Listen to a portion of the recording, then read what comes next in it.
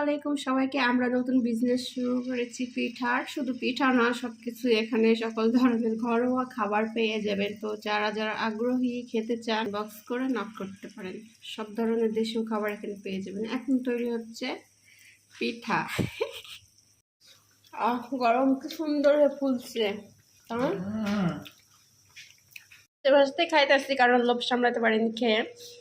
আসলে অনেক টেস্টি হয়েছে, সেই সব ভাসছি আর খাচ্ছি। মুচমুচা হয়েছে, অনেক সুন্দর। পিঠাগুলো এখন উল্টে দেওয়া হচ্ছে। সুন্দর করেছে আমার কথা তুমি গুড় মতো হয়েছে। না, সুন্দর হয়েছে। এই যেটা ভালো হয়েছে সবচেয়ে। আজকে করলাম, আইডিয়া হলো, এবার ভালো হবে।